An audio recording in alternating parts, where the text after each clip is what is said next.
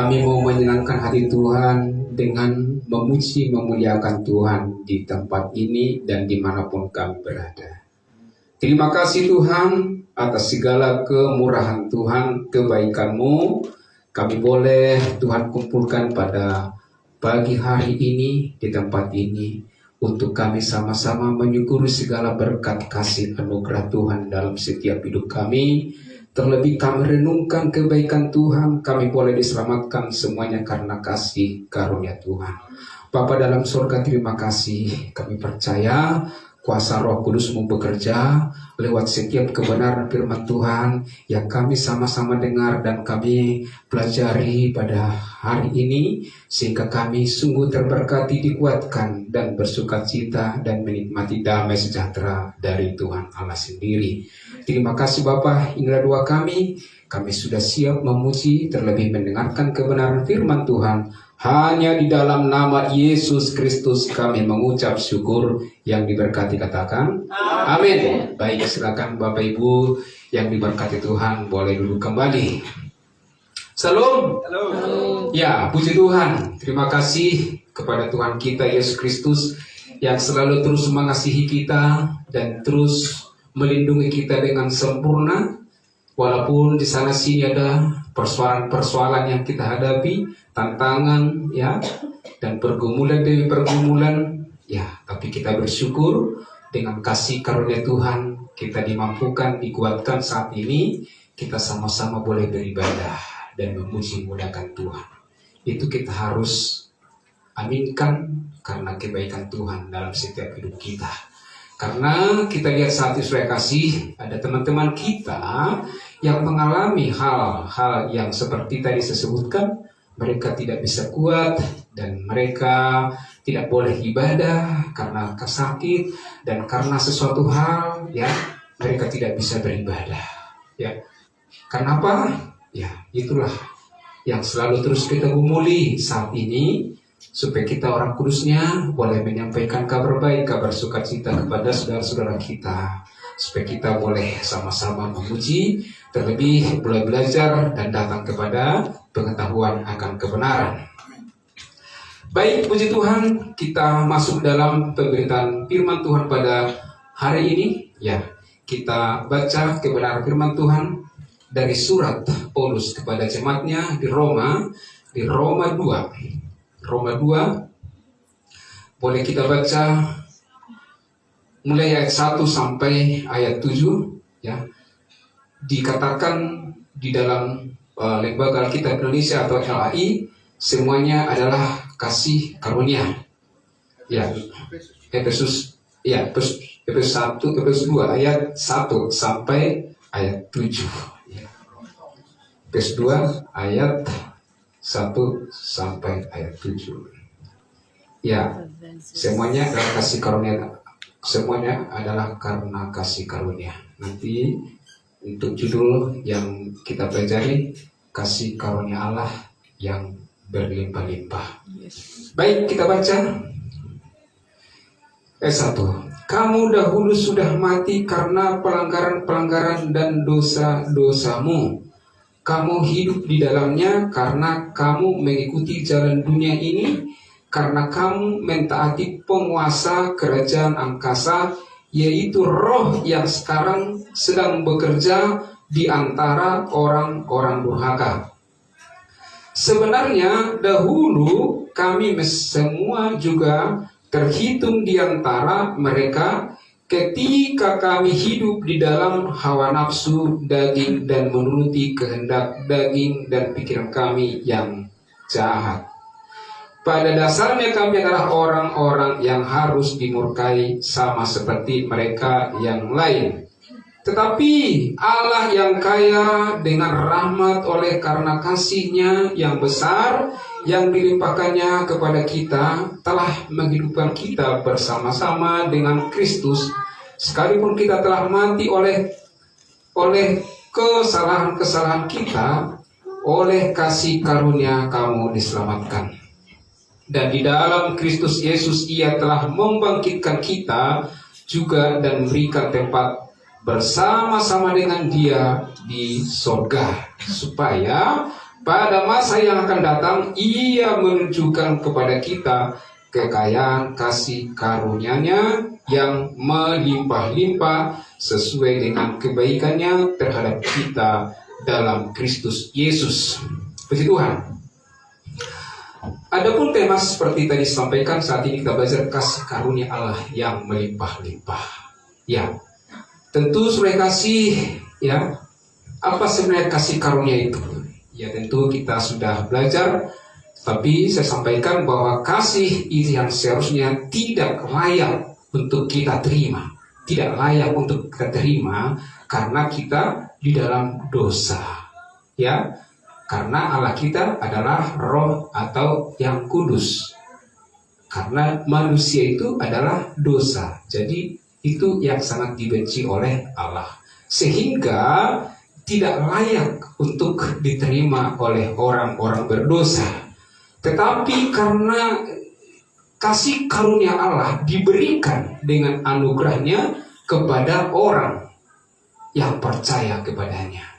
Nah, di situ itu letak daripada kasih karunia itu. Jadi diberikan kepada kita untuk kita sama-sama boleh menerima kalau kita sudah percaya. Kalau kita baca tadi saudara kasih di Efesus 2 ayat 1 sampai ayat 7 ini ada dua yang kita memang pelajari.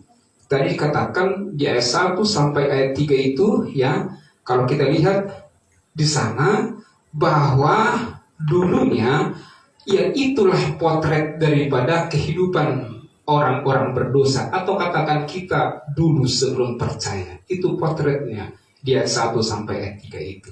Di situ kita berada saudara kasih. Jadi artinya kalau kita boleh berada di dalam di situ, berarti karena kita sudah melanggar peraturan daripada Allah, maka hukumannya adalah neraka selama-lamanya atau murka Allah selama-lamanya. Dan kita dipidanakan bahwa tidak boleh lagi untuk bergaul atau terhubung kepada Allah karena sudah di dalam dosa. Tetapi ayat 4 sampai 7 itu kita lihat ketika kita percaya kepada Yesus, Allah yang kaya dengan kasih-Nya, ya, yang melimpah-limpah itu memulihkan kita. Kita dipulihkan, ya. Dari tadinya kita adalah orang yang berdosa itu, tetapi ayat 4 dan 7 kalau kita tadi baca terus sama dengan baik-baik, nah posisi kita diubahkan menjadi orang-orang kudus. Makanya jangan heran kalau kita selalu katakan kita adalah orang kudusnya Tuhan. Karena ini adalah dasarnya kita mengatakan bahwa kita adalah orang kudus. Jadi jangan malu Bapak Ibu Saudara kalau Bapak Ibu Saudara boleh dikatakan orang kudus. Karena kita tahu, ya, kita harus iman kita itu terus kita selalu, ya, katakan harus kita sampaikan. Kita harus, iman kita harus kita tunjukkan, ya, praktekkan dalam setiap hidup kita. Ya, jangan kita melihat saat-saat itu saya kasih, ya, banyak orang saat ini, apakah orang Kristen atau luar orang Kristen itu, ya, selalu mengatakan ini terus kita ulang-ulangi saya kasih, ya, selalu minta ampun dan dikatakan kasihanilah kami, ya Allah, orang-orang berdosa ini. Kasihanilah kami, Allah. Dikatakan demikian. Jadi dia selalu mengaku bahwa dia itu adalah orang berdosa, ya. Padahal di Roma 6:23 bahwa upah dosa adalah maut. Jadi saudara kasih ini kita harus pahami, ya. Walaupun kita berulang-ulang ini kita dengar, ya, tapi harus kita tancapkan dulu dalam diri kita, ya. Jangan nanti ada perihal kalau ini hanya itu saja. Ya, kenapa ini saja kita sampaikan?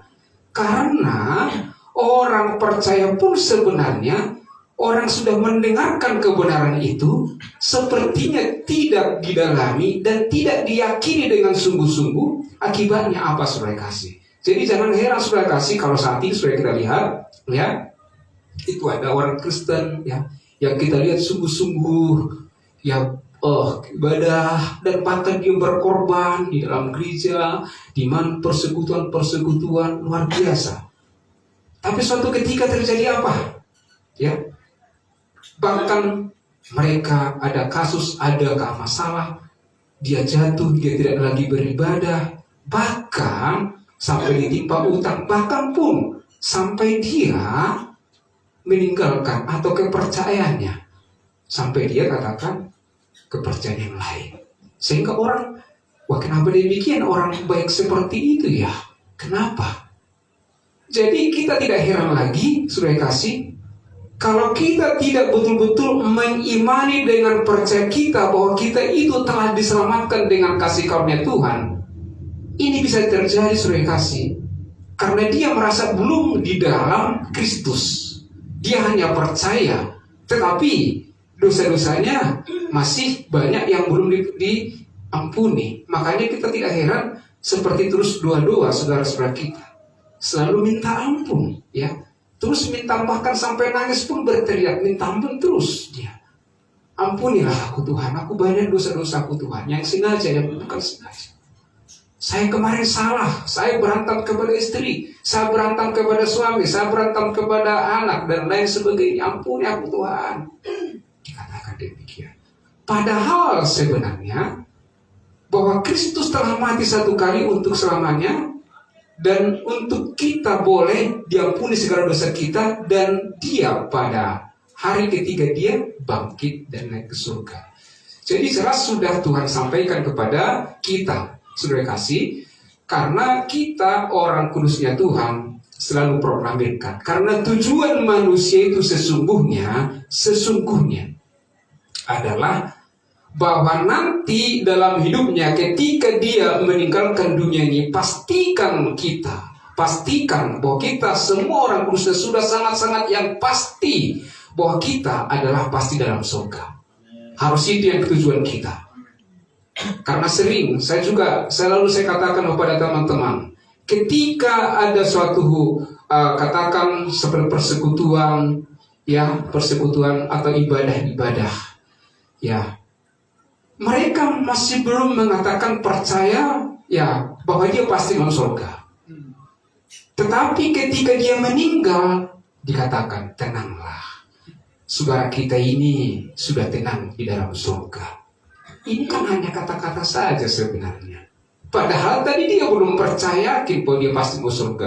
Kok bisa saya mengatakan atau orang lain atau hamba Tuhan itu mengatakan dia sudah tenang di surga, sudah bersama-sama dia Yesus saat ini. Tapi di masa hidupnya dia tidak mau mengatakan bahwa dia sudah pasti masuk surga. Dia tidak bisa. Padahal iman kita itu yang senantiasa dilihat oleh Tuhan. Apa iman kita sebenarnya? Imanmu itulah menyembuhkan kau, imanmu itulah menjadi dasarnya bahwa kita hubungan kita dengan Tuhan, bahwa kita adalah orang kudusnya Tuhan, orang yang pasti masuk surga. Itu yang selalu proklamirkan, supaya betul-betul apa yang dilihat oleh Tuhan dalam kita memang betul. Kita sudah pasti mengatakan itu, kita adalah pasti dalam surga. Nah itulah. Jadi saudara kasih, apa janji Allah bila kita percaya kepada Yesus Kristus itu sebenarnya? Apa janjinya? Tadi sudah kita baca. Kata di ayat 4, tetapi Allah yang kaya dengan rahmat oleh karena kasih-Nya yang besar yang dilimpahkannya kepada kita. Di sana dikatakan kata tetapi. Ini menunjukkan adanya kontras terhadap ayat-ayat sebelumnya, yaitu ayat 1 dan ayat 3 tadi itu. Di situ dalam dosa, ya. Ini sudah dalam dosa, tapi dikatakan tetapi.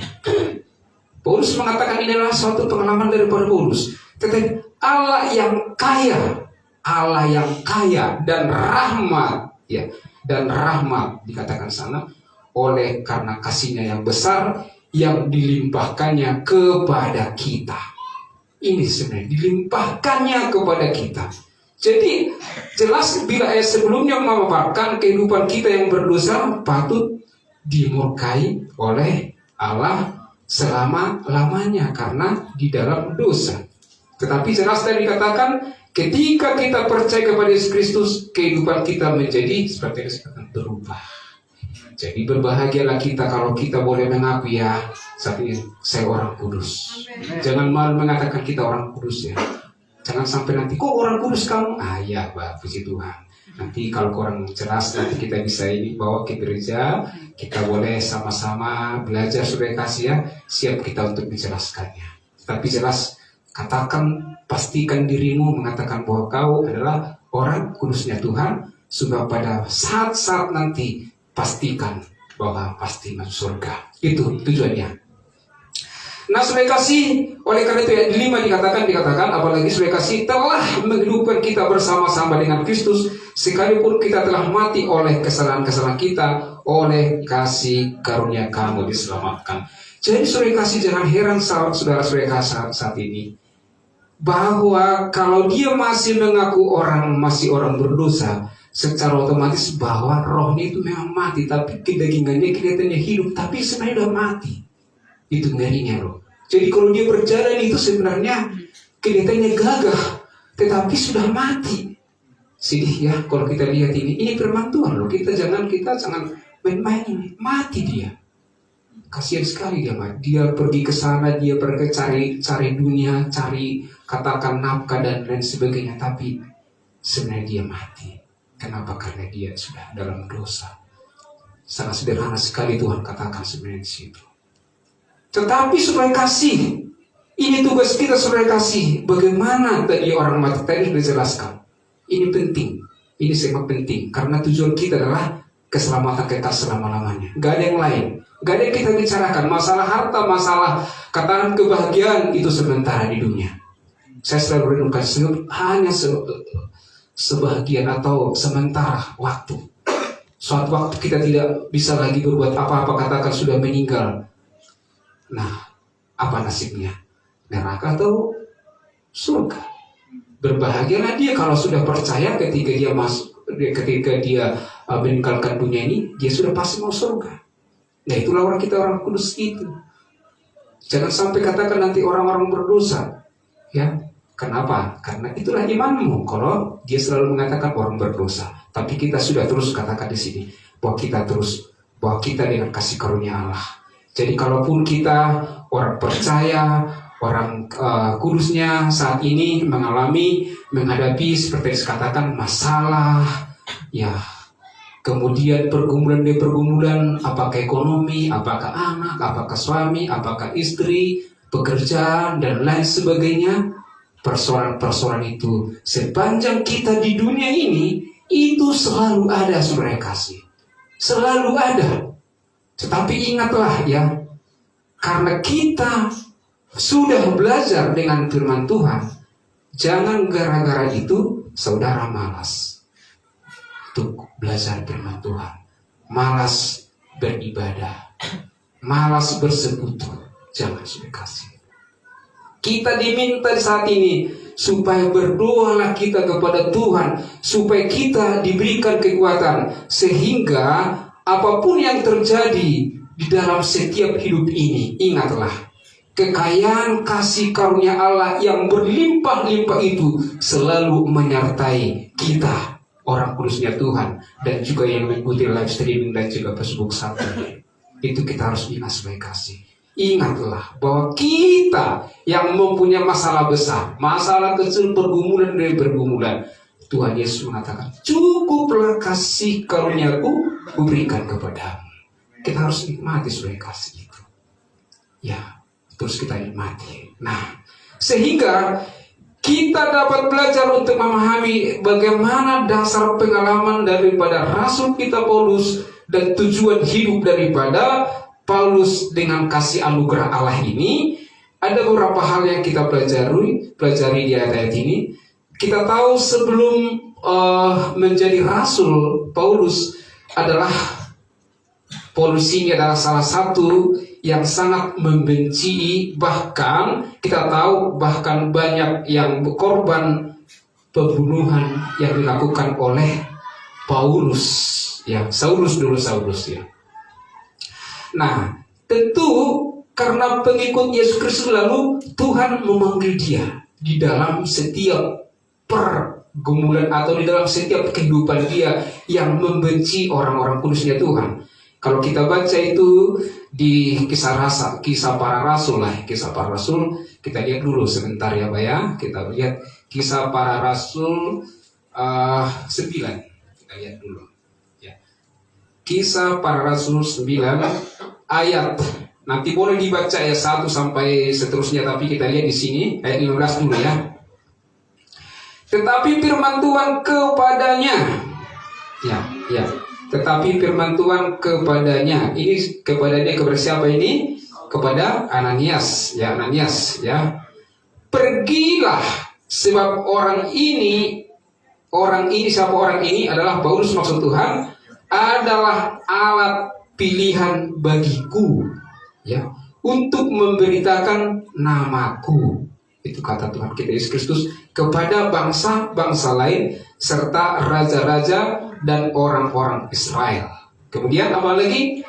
Aku sendiri, kata Tuhan, akan menunjukkan kepadanya, kepada Paulus, betapa banyak penderitaan yang harus ia tanggung oleh karena namaku.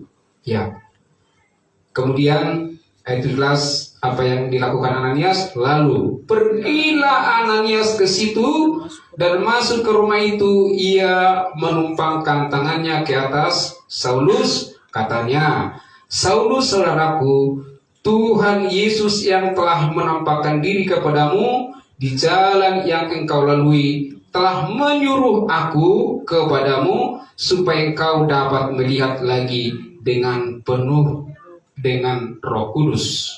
Nah, ini jelas bahwa Allah kita itu menurut Ananias, yang begitu kita lihat Allah mengasihi Paulus dan ditangkap menjadi anaknya. Dan inilah yang senantiasa kita lihat, yang terus kita lihat, terus belajar dari surat-surat Paulus ini, dari surat Paulus dari Roma sampai dengan Filemon. Terus itu dengan 13 surat itu terus kita belajar di saat ini bagaimana isi hati Tuhan diberikan kepada kita juga, termasuk pada saat ini.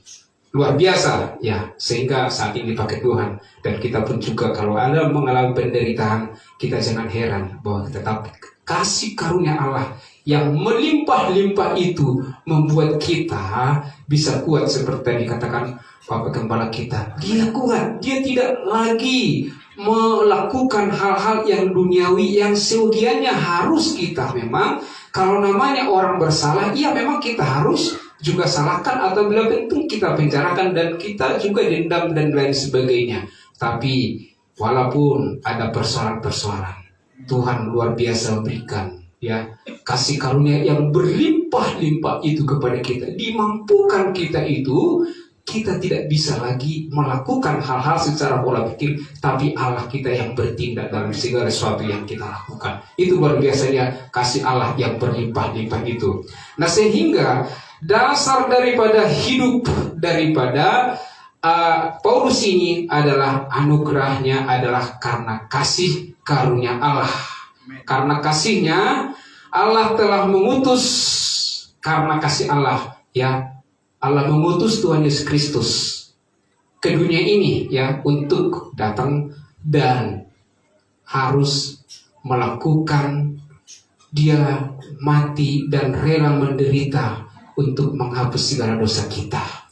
Jadi kalau kita itu artinya kita diselamatkan karena kasih karunia Tuhan, jangan sampai merasakan kita itu adalah murahan ya. Jangan sampai aduh ini gampang sekali, kan cuma-cuma diberikan hadiah. Namanya hadiah, ya saya terima. Itu penting atau maaf saya buang atau saya tidak terlalu peduli, ya tidak apa-apa bagiku. Tapi kalau ini kasih karunia Allah yang dimaksud oleh Allah itu adalah hal-hal yang sangat-sangat berharga sekali. Kita lihat bagaimana peristiwa Yesus Kristus ya, bagaimana kita boleh diselamatkan, yang begitu sangat sedih dan sangat dia bergumul dan dia sangat sakit untuk dia rela mati di kayu salib itu. Yang seharusnya orang-orang berdosa itulah yang harus disalibkan karena dosa-dosa dan pelanggarannya. Tetapi Allah yang setia mengorbankan Yesus Kristus supaya kita orang berdosa tadi supaya kita diselamatkan. Nah itu yang pertama. Apalagi ya kita dapat belajar untuk memahami dasar daripada pengalaman Paulus ini. Ya kita yang dikatakan tadi di ayat 6. Dan dalam Kristus Ia telah membangkitkan kita juga dan memberikan tempat bersama-sama dengan Dia. Oke. Nah, 5 dulu, maaf. Telah menghidupkan kita bersama-sama dengan Kristus sekalipun kita telah mati oleh kesalahan-kesalahan kita, oleh kasih karunia kamu diselamatkan. Jadi, saudara kasih, kita belajar dasar daripada Paulus bagaimana dia bisa memahami ya bagaimana kasih karunia Allah yang berlimpah-limpah itu. Ya, kita yang dahulu mati karena dosa kini telah dibangkitkan bersama dengan Kristus. Nah, kita diampuni ya, kita ditebus ya, dan kita juga dipersekutukan dengan Kristus yang tadinya kita tidak bisa lagi untuk boleh berhubungan dengan Kristus, tapi karena kita sudah diperdamaikan, Allah memperdamaikan kita melalui anaknya Yesus Kristus sehingga kita boleh berhubungan dengan Allah kita, sehingga kita menjadi tubuh. Jadi kita saat ini adalah menyatu dengan Kristus. Itu sebenarnya yang dirasakan pengalaman dari Paulus dalam setiap kasih karunia Allah yang berlimpah itu, saudara kasih. Nah, kemudian bagaimana tujuannya dan bagaimana tujuan kasih anugerah itu? Yaitu supaya pada masa yang akan datang Ia menunjukkan kepada kita kekayaan kasih karunia-Nya yang melimpah-limpah sesuai dengan kebaikannya terhadap kita dalam Kristus Yesus. Jadi Bapak Ibu Saudara kasih, tentu di dalam ayat 7 ini kita melihat bagaimana anugerah itu berbuat yang baik untuk kemuliaan Allah ya. Allah memberikan kepada kita hidup yang baru karena kasih anugerahnya untuk menunjukkan kekayaan kasih karunia-Nya yang melimpah itu kepada kita, sehingga kita tahu ketika kita nanti sudah berada di dalam surga, kita tidak lagi mengalami seperti yang kita alami di dunia saat ini. Ya, kadang kita capek, lapar, dan kita juga bisa cari nafkah, bisa bayar sekolah anak, bayar kontrakan, bayar listrik, dan lain sebagainya. Nanti di dalam surga tidak ada lagi demikian. Kita boleh senang-senang nanti di sana. Jadi ini yang kita tunggu-tunggu, saudara kasih, bagaimana kita berpengharapan supaya kita sama-sama semuanya ya, bahwa kita orang kudusnya juga mengajak saudara-saudara kita yang lain supaya kita boleh nanti bersama-sama mereka di dalam surga. Nah, oleh karena itu saudara kasih Bapak yang diberkati Tuhan, apakah kekayaan kasih karunia yang berlimpah-limpah itu? Apakah kasih karunia-Nya yang berlimpah-limpah itu? Ada beberapa hal yang kita pelajari dalam hal ini. Kita lihat di dalam Efesus 1 ayat 3. Inilah kekayaan orang-orang yang kasih karunia yang berlimpah-limpah itu di dalam hidup orang percaya. Terpujilah Allah dan Bapa Tuhan kita Yesus Kristus, yang dalam Kristus telah mengaruniakan kepada kita segala berkat rohani di dalam surga. Sebab di dalam Dia Allah telah memilih kita sebelum dunia dijadikan, supaya kita kudus dan tak bercacat di hadapannya. Jadi saudara kasih, kita memperoleh kekayaan kasih karunia yang melimpah-limpah itu. Kita tadi sudah dikuduskan ya satu kali untuk selama-lamanya dan tidak bercacat. Ya, tidak bercacat ya di hadapan Allah. Ini kita harus imani saudara kasih ya. Kita harus pahami. Ya, kita dikuduskan karena kasih karunia, bukan karena kebaikan usaha kita dan bukan karena kemampuan kita. Tidak ada di sana pekerjaan sedikit pun kita menjadi kita kudus. Tetapi semuanya 100% adalah pekerjaan Allah dalam setiap hidup kita, sehingga kita telah dikuduskan satu kali untuk selama-lamanya. Nah kemudian itu yang pertama. Yang kedua, kita beroleh penebusan dan pengampunan segala dosa kita satu kali untuk selama-lamanya. Ya, kalau kita lihat dulu, ya kita bisa lihat ayat 6 ya. Supaya terpujilah kasih karunia yang mulia yang dikaruniakannya kepada kita di dalam Dia yang dikasihinya. Sebab di dalam Dia, dalam Yesus, dan oleh darahnya kita beroleh penebusan, yaitu pengampunan segala dosa. menurut kekayaan kasih karunia-Nya. Nah, jelas di sini bahwa kita menikmati kasih karunia yang berlimpah-limpah itu. Pertama tadi kita telah dikuduskan dan tak bercacat seturut dengan gambar Allah, ya. Nah, kemudian yang kedua, kita boleh ditebus ya oleh darahnya. Kita telah atau sudah ditebus. Ini pengorbanan Yesus kepada kita melalui kematian Kristus di kayu salib 2000 tahun yang lalu, ya. Dia mati, dikubur dan kemudian bangkit di hari ketiga dan naik ke surga, ya. Kita harus ingat, saudara kasih, ya. Hanya orang yang menghargai kasih karunia-Nya yang memahami hal ini. Hanya oleh yang memahami kasih karunia-Nya. Yang lain tidak paham di situ.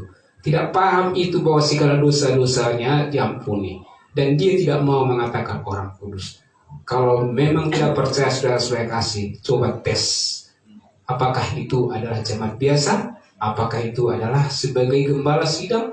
Apakah itu sebagai, ya, katakan sebagai hamba Tuhan sudah senior? Coba lihat.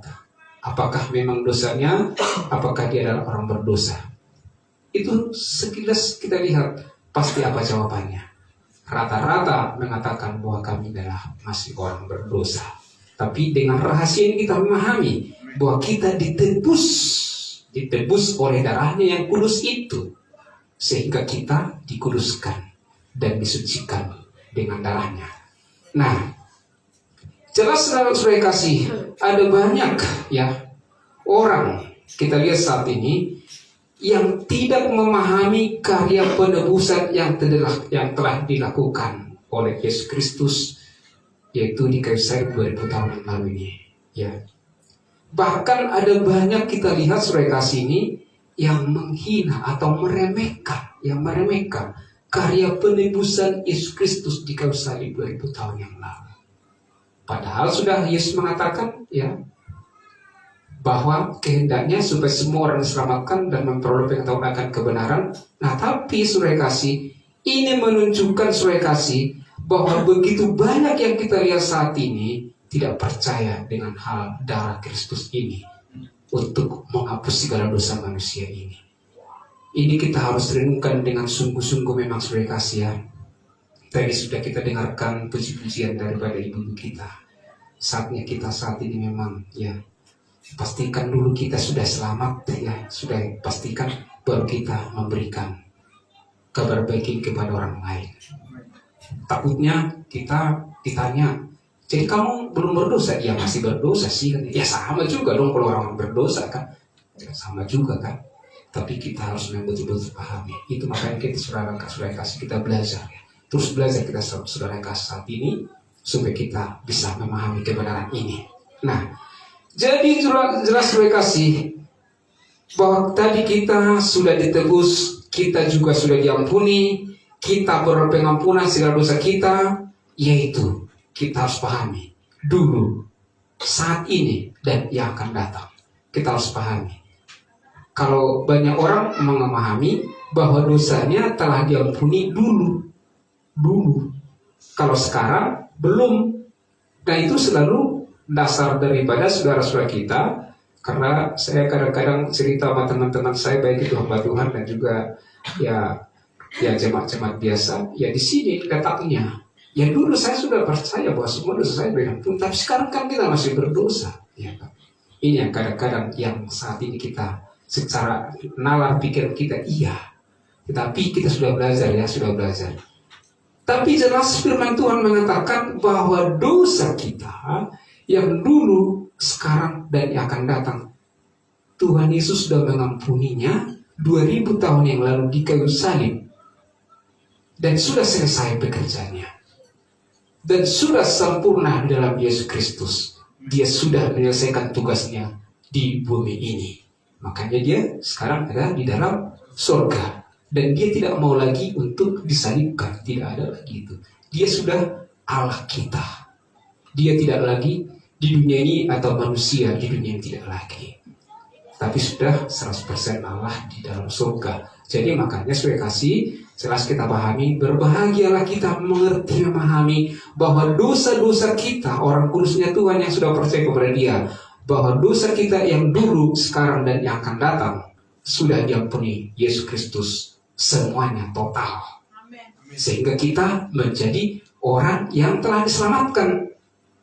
Jadi jangan bosan-bosan saudara kasih, kalau kita itu sudah diselamatkan, memang itu tujuan kita. Gak ada yang lain saudara kasih. Tidak ada yang lain. Gak ada yang lain saudara kasih. Buat apa kita kerja? Buat apa kita memiliki kaya atau juga memiliki banyak harta dan lain sebagainya, kalau kita belum yakin masuk surga? Buat apa? Kan itu. Tapi berbahagia kita yang mengerti, memahami. Nah itu yang bahwa Allah kita itu, ya artinya bahwa kita beroleh penebusan, yaitu dari dan kita sudah diampuni, yaitu sekali untuk selama-lamanya melalui persembahan Yesus Kristus. Nah kemudian yang ketiga, saudara kasih, yang 9 kita baca, ya, atau ayat 8, yang dilimpahkannya kepada kita dalam segala hikmat dan pengertian. Sebab Ia telah menyatakan rahasia kehendaknya kepada kita sesuai dengan rencana kerelaannya, yaitu rencana kerelaan yang dari semula telah ditetapkannya di dalam Kristus. Nah, jadi ayat 9 katakan bahwa Ia menyatakan rahasia kehendaknya, ya, menyatakan rahasia kehendaknya kepada kita orang kudusnya. Itu. Ini rahasia yang diberikan. Kalau dia belum yakin, percaya dosa-dosanya diampuni, rahasia ini tidak diberikannya, dia tidak pahami itu. Tapi kita saat ini betul-betul disampaikan rahasia-rahasia ini kepada kita, supaya kita boleh memahami dan kita juga sampaikan kepada saudara-saudara kita yang lain. Sehingga kekayaan orang percaya itu, ya, yang berlimpah-limpah itu adalah Allah sendiri yang sudah bekerja, yang sudah menyatu dalam hidup kita, yang menyatakan rahasia itu kepada orang kudusnya dan kehendaknya, sehingga rahasia itu dipercayakan kepada orang-orang kita, ya, tubuh Kristus itu. Nah, sehingga seperti 1 Korintus 1 ayat 15, 1 Korintus 1 ayat 15 mengatakan, 1 Korintus 1 ayat 5, maaf, saudara kasih, saya boleh bacakan, saudara kasih. Sebab di dalam Dia kamu telah menjadi kaya dalam segala hal. Ya, kaya dalam segala hal, dalam segala macam perkataan dan segala macam pengetahuan. Jadi bahwa kita yang sudah diberikan rahasia itu, ya, rahasia dengan kehendaknya kepada kita orang percaya, kita sudah kaya di dalam segala hal. Inilah yang kita pahami. Kalau mungkin, saya kan belum kaya, saudara kasih. Ya, bisa aja saya masih mengontrak saat ini. Saya masih artinya belum ada apa-apanya saya saat ini. Jangan dilihat dari nilai daripada, ya, kedagingan itu, lahiriah kita, jangan dilihat di situ. Kalau kita dilihat di situ, mungkin nggak nyambung. Tetapi yang dimaksud oleh Paulus sebenarnya, kekayaan itu yang sesungguhnya adalah bahwa kita sudah memahami kebenaran itu. Walaupun dia kaya raya di sana, dia tidak paham. Terlebih dia masih katakan orang berdosa dan dia tidak bisa memastikan bahwa dia adalah pasti masuk surga. Padahal dia kaya raya, sia-sia hidupnya. Ya kan, sia-sia. Itu dinamakan Tuhan itu miskin. Secara rohani, ya, kita bicara secara rohani. Tapi yang kita pelajari saat ini, kita kaya adalah di dalam rohani kita. Jadi berbahagia kita saat ini seperti ibu kita yang terus maju, ya. Saya selalu catat, walaupun saya tidak sebutkan nama-nama di sini, ya. Tapi saya selalu melihat mencatat, oh iya ya, puji Tuhan luar biasa, udah tua, udah umurnya sekian, masih rindu dan bisa memahami kebenaran yang luar biasa. Saya bersyukur, terima kasihlah kepada ibu-ibu yang sangat luar biasa, yang senantiasa terus menguatkan saya, sehingga dengan itu saya bisa, ya, lebih rindu lagi. Kalau kita lihat teman-teman kita ada yang saat ini terus boleh bersekutu dengan serius, dengan taat, kita lihat, ya kita juga senang. Terima kasih Tuhan. Kita pikir. Tapi kalau ada yang main-main, tidak ada cueknya, atau katakan ngantuk lah, ya gimana? Kelapa banget sebenarnya khotbah ini, itu aja. Dari dulu itu aja, lagi bilang begitu kan. Udah percayalah, tidak akan masuk lagi di otaknya itu. Tidak masuk. Apapun kita bilangin, udahlah, lama banget ini. Apalagi saya mau warisan. Jadi saya kasih. Tapi itulah manusia itu ya, itulah manusia. Kita berdua saat ini supaya kita, kalau namanya sesi firman Tuhan ini, minta Roh Kudus supaya bekerja sehingga kebenaran firman Tuhan itu kita bisa pahami.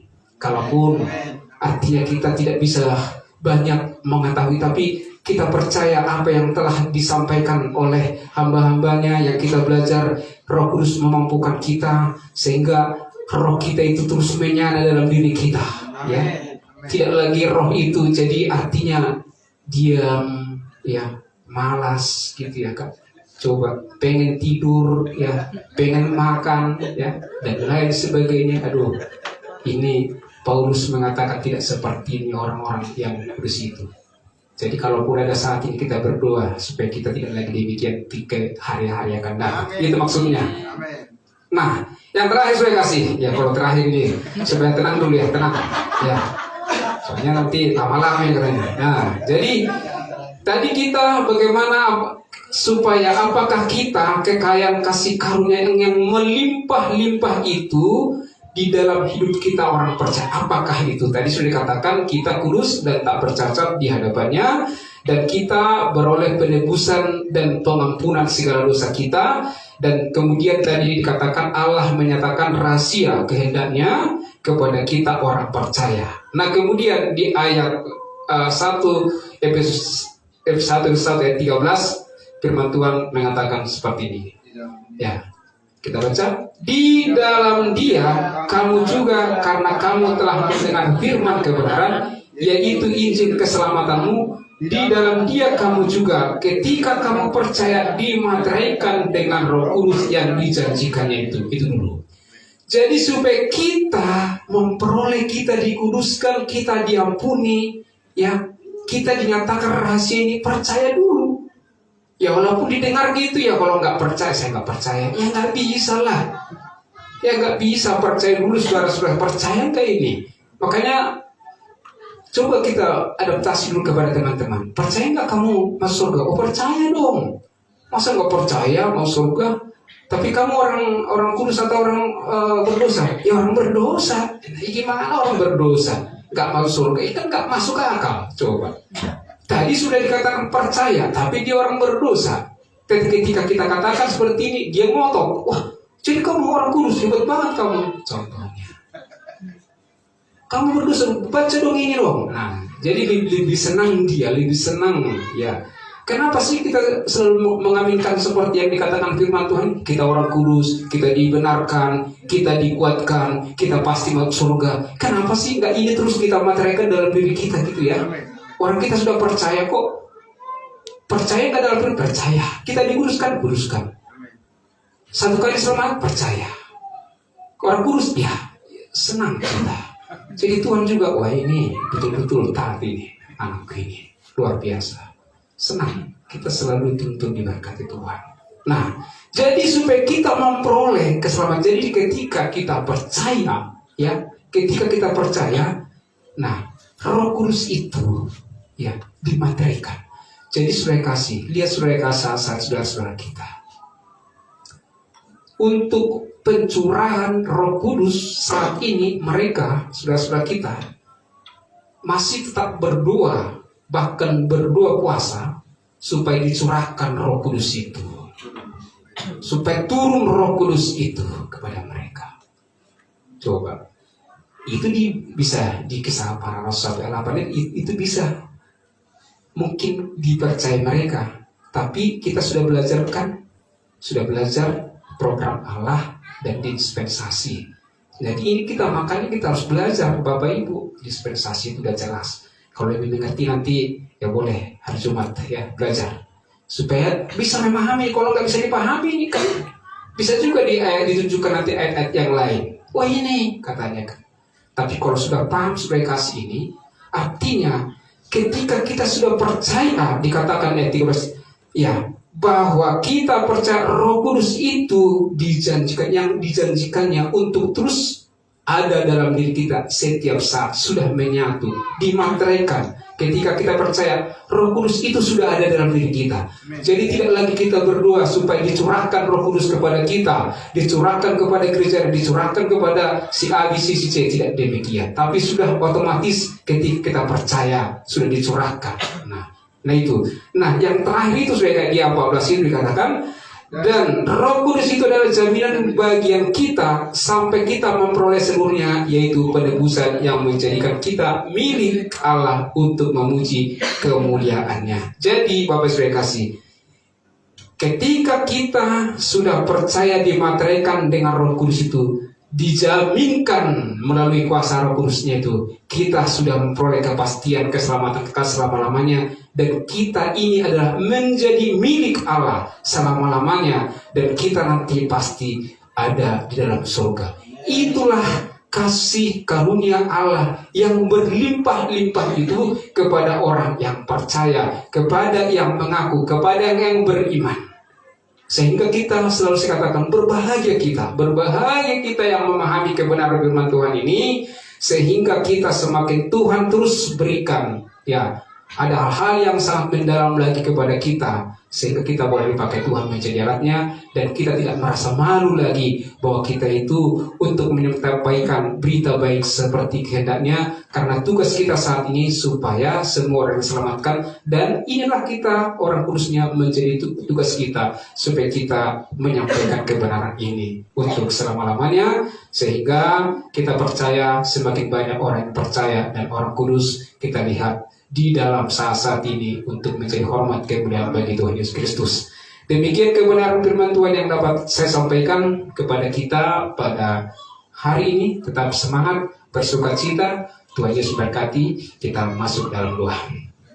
Segala puji, hormat, kemuliaan bagi Tuhan Yesus Kristus yang kami sudah mendengarkan bagaimana kasih karunia Allah yang berlimpah-limpah kepada kami orang kudus-Mu, sehingga kekayaan kasih karunia yang melimpah-limpah itu kami boleh nikmati di dalam setiap hidup kami. Terlebih kami menyukuri bahwa kami sudah Tuhan kuduskan dan tak bercacat di hadapan-Mu, dan kami telah Engkau tebus dan Engkau ampuni kami melalui darah-Mu yang kudus satu kali untuk selama-lamanya, supaya kami memperoleh keselamatan kekal selama-lamanya.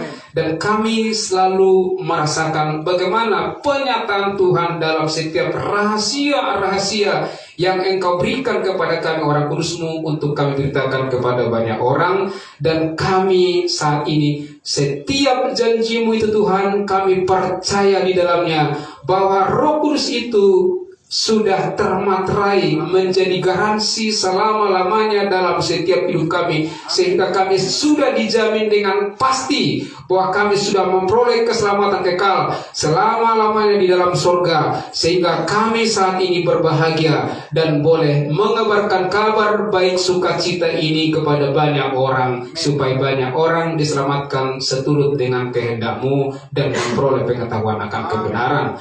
Di dalam nama Tuhan Yesus Kristus kami berdoa mengucap syukur. Haleluya. Amin. Amin. Saya serahkan kepada untuk wawancara.